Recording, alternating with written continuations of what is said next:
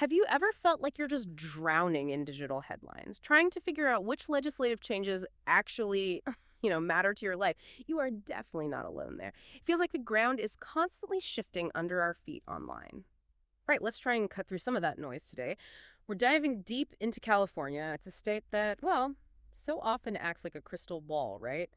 Showing us the digital regulations that might spread across the country, maybe even the world. So, our mission here is to unpack the latest moves in privacy and AI, fresh out of California's recent legislative session. We want to pull out the key insights, maybe some surprising details, and really explore what it all means for you. We'll look at what passed, what didn't make it, and some of the pretty intense debates behind them. We've dug into legislative analyses, committee reports, legal reviews, even public comments to get a full picture. And what's always fascinating with California is that these aren't just local issues. They really do tend to set precedents. I mean, right now, there are nearly 1,000 AI-related bills floating around in various U.S. states.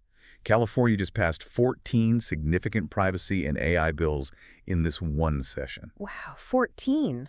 That's a lot. It's a huge volume. And look, these aren't abstract legal theories. They directly hit how your data gets handled, how you interact online, and honestly, the safety of public conversations. Okay, let's start with something pretty heavy, sobering really, AB 302.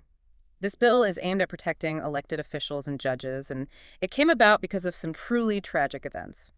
As I was reading the summaries, this one really jumped out. We're talking about things like the shootings in Minnesota back in June 2025, Speaker Emerita Melissa Hortman and her husband killed, Senator John Hoffman and his wife wounded, all because a gunman apparently used online people search sites to find their homes.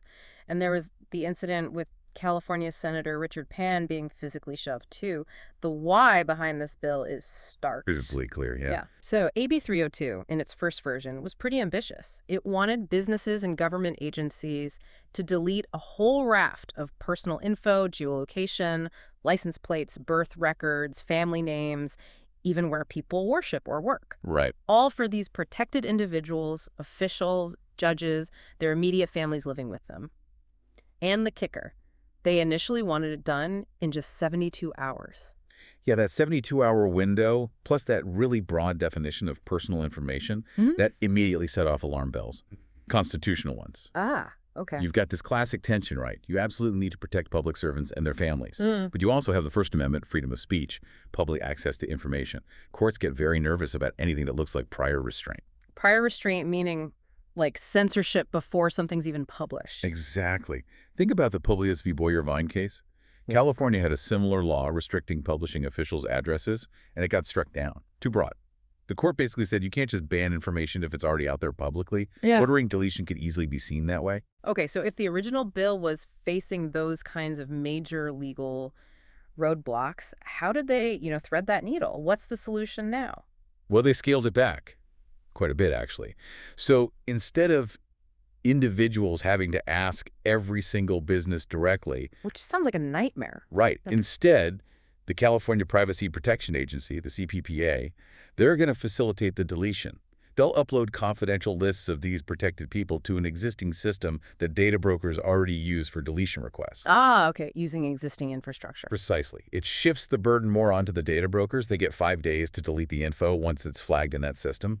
And this kicks in August 1st, 2026. It's a classic legislative compromise, really. The intent is there, but the practical hurdles led to this more, let's say, bureaucratic approach. That's a really interesting shift from direct requests to this facilitated model. It definitely shows how complex it is for businesses to keep up. And, for organizations really trying to stay on top of these constant changes, tools like compliance.airriskasses.com become pretty essential. They help businesses figure out these evolving privacy rules and, importantly, avoid getting into trouble with enforcement. Absolutely. Keeping compliant is a moving target. Okay, so from protecting human identities, let's switch gears. Let's talk about, a different kind of identity issue, unmasking the bots online. How often do you find yourself wondering, am I talking to a person or a machine right now? I know I do, more and more. It's getting harder to tell, that's for sure. Oh. Gen AI has blurred those lines incredibly fast. And the sheer scale is, it's kind of mind-boggling. Some estimates say bots make up half of all internet traffic now. 50%? Yeah, and even the big platforms struggle. Meta admits maybe 3% of its accounts are fake, but remember Twitter, now X. Back in 2022, estimates were anywhere from 25% to almost 70% bots. Wow. So a huge chunk of what we see online might not be human interaction at all. That's where AB 410 comes in, right? Exactly. It tries to bring some transparency. The core rules are pretty straightforward. Bots have to tell you they're bots before they interact. They have to answer truthfully if you ask them if they're a bot. And they can't mislead you about who or what they are. Simple rules, but potentially big implications. And this isn't just about being annoying. There's real harm here. Over $11 million lost to AI voice scams, robocalls that sound perfectly human, and elder fraud hit $3.4 billion in 2023. Oof, those numbers are staggering. It really drives home that this is about serious financial and psychological manipulation, not just inconvenience. Totally. There's also this interesting psychological bit, the way we tend to anthropomorphize bots, treat them like they're human. Yeah. Well, when people do that, they might let their guard down, maybe share more personal info than they should. And legally, AB 410 wades into some really murky water. Like, do AIs or bots even have First Amendment rights? Huh. I never thought about bots having rights. It's a complex debate. What cases like Moody v. Net Choice suggest is that courts often see the platform as the speaker, not necessarily the individual bot or user content, so the legal responsibility might fall differently than you'd think. And you had groups like Oakland Privacy pushing back, arguing for a right to anonymity online, even for bots. They worried about giving AI personhood equivalency. So, lots of debate there. How did the bill end up navigating all that? What's the final version look like? They clarified things. The amended bill makes it clear that the liability falls on the person using the bot, not the bot itself, which makes sense, right? Yeah, that seems more practical. And it specifically targets bots that are capable of passing for humans. It's an attempt to focus on the deception aspect. But these challenges, identifying AI, managing risks, it really highlights why strong cybersecurity is so crucial. Companies deploying AI really need solid risk assessments. That's something a platform like compliance.arisgases.com can definitely assist with. And for the security chiefs, the CISOs, needing solutions for these new threats, www.cisomarketplace.com is a key resource. Right. Putting the responsibility on the user, the operator, makes sense. Okay, these fights over data, they also touch on protecting kids online. And this brings up a real dilemma for parents, doesn't it? It really does. You want to protect your children, obviously, but you also want them to be able to explore and learn online. You want privacy for your family, but you also want safety from the dangers online. Those two things can feel like they're pulling in opposite directions. They often are, yeah. So AB 1043 tries a pretty novel approach here. Device-based age verification, instead of asking for photo IDs or things like that. Raises all sorts of privacy flags itself. Exactly. Here, the covered manufacturers think device makers, OS providers like Apple or Google, app stores, they get age info from parents during setup. Then they send a secure, anonymous signal to apps. A signal? Like what? Like an age bracket, under 5, 5 to 9, 10 to 12, something like that. It goes through a real-time API. The clever part is no names, no actual birthdays are transmitted, just the age range. Ah, okay. So it provides some age context without giving away specific identity. Right. The idea is to create a better safety net for parental controls, content filters, make it more consistent across different apps and sites.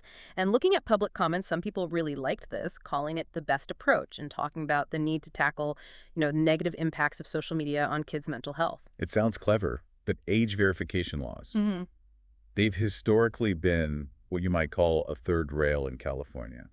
Very tricky constitutionally. Was that? Well, back in the day, the Supreme Court struck down broader laws aimed at blocking kids from seeing sexual content online. Reno v. ACLU, Ashcroft v. ACLU. The court basically said parental filtering tools were a less restrictive way to do it than government mandates blocking access. Okay, so AB 543 tries to avoid that. It tries. By focusing on just sending an age signal, not actually requiring content blocking or moderation itself, it sidesteps some of those earlier problems. So it's not saying block this, just here's the user's age group. Pretty much. But there's still a part of it that requires parental consent for anyone under 16 to download any app. And that part is probably, let's say, more susceptible to challenge because it does limit access to potentially lawful speech. Ah, okay. That's the potential snag. Yeah, and privacy advocates raise serious concerns here, too. They worry about weaponized parental controls, especially impacting vulnerable young people, maybe LGBTQ plus youth, or kids seeking health information who rely on online anonymity for support. Right. Anonymity can be a lifeline for some kids. Exactly. And remember, Governor Newsom actually vetoed a similar bill before, AB 1949. specifically citing worries about unanticipated and potentially adverse effects. So it's a really delicate balance they're trying to strike. Definitely a fine line. Yeah. Okay, let's shift focus again to a part of the digital world that's often invisible but incredibly powerful, the data broker industry. Ever get that creepy feeling that some company knows way too much about you, even if you've never dealt with them directly? All the time. That's often data brokers at work. Explain that a bit. What exactly are data brokers doing? Well, these are businesses essentially that buy up information about all of us from lots of different places, Hmm. online activity, public records, purchase history, you name it. Okay. They then combine all that data, build these incredibly detailed profiles about our lives, our habits, our preferences, Hmm. and then they sell those profiles to whoever wants to buy them. Hmm. Advertisers, political campaigns, sometimes even government agencies. Wow. An invisible trade in our personal lives. So SD361 is trying to shine a light on this. It is. It significantly expands what data brokers have to disclose when they register with the CPPA, the privacy agency. It goes way beyond what was required before. Like what kind of information? Really sensitive stuff.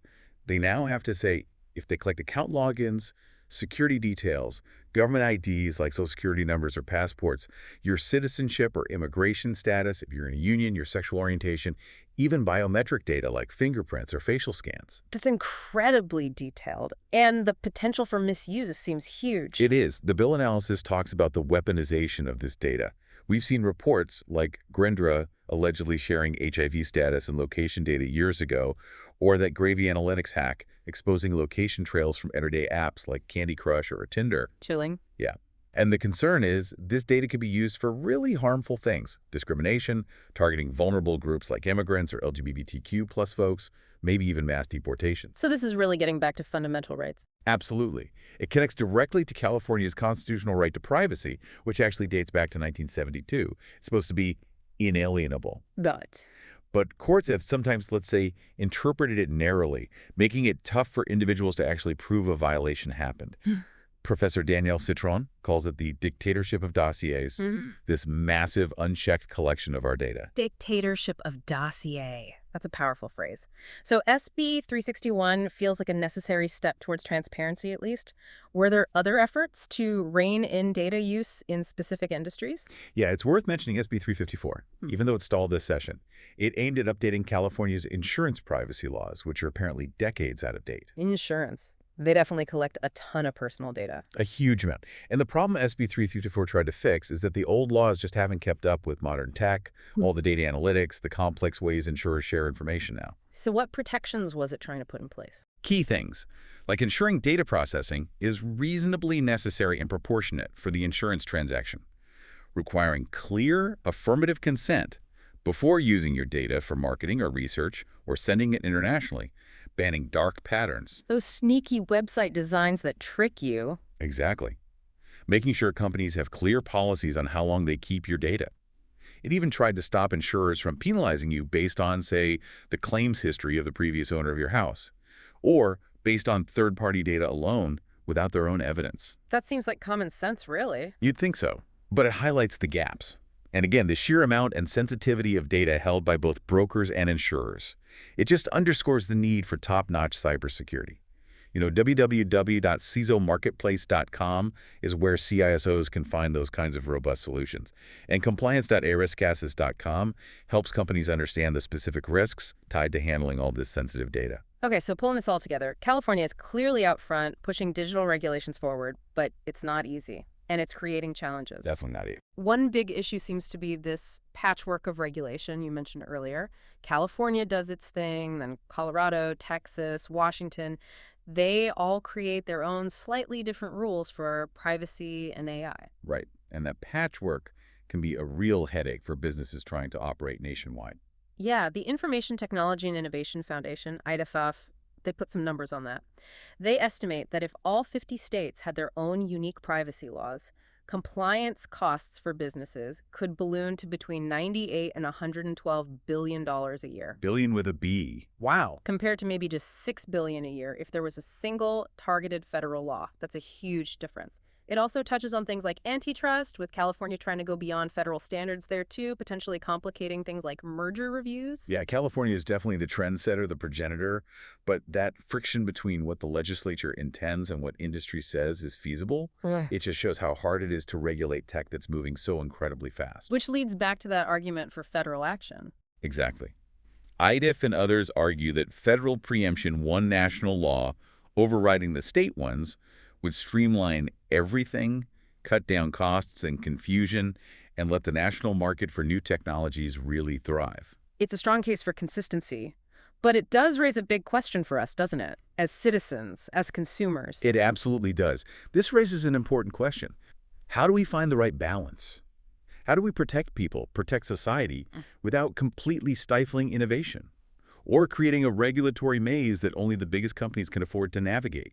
Where is that line? That is the question, isn't it? Well, this has been a really fascinating deep dive into California's digital crossroads. We've covered privacy for public figures, AI transparency, child safety online, data brokers. A lot of ground. Yeah. And remember, these debates aren't over, they're ongoing, and they really do impact your digital life every day. So we definitely encourage you to stay informed, stay engaged with these policy discussions. They matter. And maybe a final thought to leave you with.